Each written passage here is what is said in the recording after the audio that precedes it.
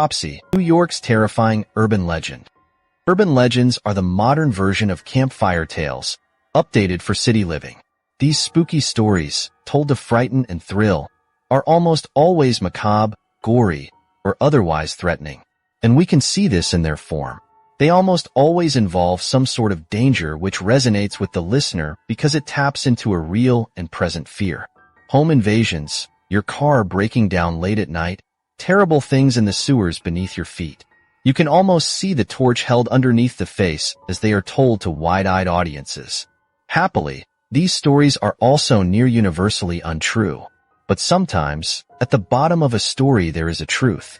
Sometimes a terrifying urban legend is actually real. This is the story of Cropsey, the child murderer of Staten Island. The legend of Cropsey. Cropsey was a killer rumored to haunt Staten Island during the 1970s. The legend talks about a man who kidnapped young children after he lost his own son. This man was mentally unstable, so the story went. Out of grief, he had resorted to stealing the children of others as replacements. Staten Island is very different to the rest of New York. Large areas of undeveloped woodland abut against the streets and houses of its occupants, and in the woods there are ruins. It can be easy to get lost in them. This was Cropsey's hunting ground. New Yorkers often emphasize the physical when they describe the Cropsey has a hook for a hand. Some people believe that Cropsey looked horrible with scars and burns on his body and face. Such deformities are common in these urban legends, adding to the ghoulish nature of the killer. With these descriptions, it is clear that the Cropsey tale is one that grew in the telling. When something is included in a story which evokes some fundamental fear in this way, such a detail will be an embellishment to make the story scarier. The Mad Gasser of Mattoon, Illinois. Herrick, the Spring Man. Prague's own Spring-Heeled Jack. However, remove the hook hand, the scars and the burns, and you start to approach the truth. There was a real Cropsey, and his name was Andre Rand. Andre Rand was born sometime in the 1940s. By the year 1983, Andre worked as a custodian at the Willowbrook State School of Staten Island.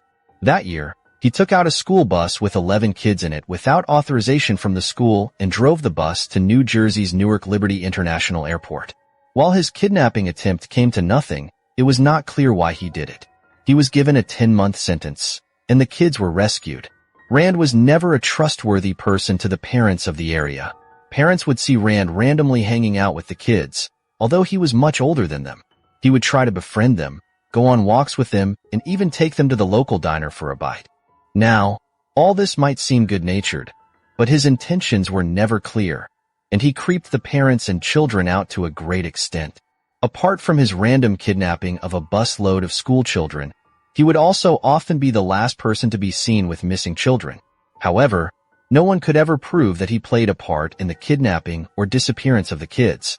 Many people would accuse him of kidnapping and even killing children, but there would be no proof.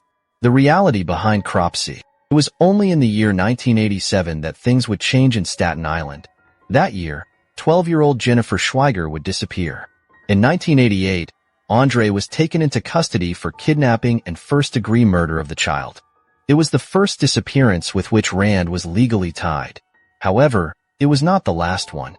In the same year, he would be accused of the disappearance of kids like Alice Pereira, Holly and Hughes, Tyhees Jackson, and Hank Eforio. However, he would only be charged with the kidnapping of Holly and Hughes. The interesting and terrifying fact about these charges is that while the jury was able to find out that it was Rand who kidnapped the children, it could never prove that he murdered them. The Belgrade Phantom. Soviet bloc defiance in a stolen Porsche. The Diary of Jack the Ripper. Inside the mind of a madman? So, absent a murder conviction, he was convicted of kidnapping on both counts. His sentence, however, reflected the extreme nature of his crimes, which would put him behind bars till 2037. He would only come out of prison if he lives to his 90s. In truth, Rand had been known to the police for many years and had a history of crimes against children. In 1969, he served a sentence of 16 months in jail for the attempted sexual assault of a 9-year-old. That he was employed as a custodian at a school in Staten Island is a shock and unbelievable outcome after that sentence. However, the reputation of Willowbrook State School of Staten Island at that time was also not so great. The school was meant for children who faced difficulties in learning. However, instead of being a safe place for such kids, it has been described as a hell where the children were subjected to crimes and horrors. The children would face sexual abuse, corporal punishment, and unsanitary conditions at this infamous school. Therefore, it is a possibility that Andre Rand was involved in many more crimes against children, and the authorities of the Willowbrook State School of Staten Island were aware of his nature and disposition towards children.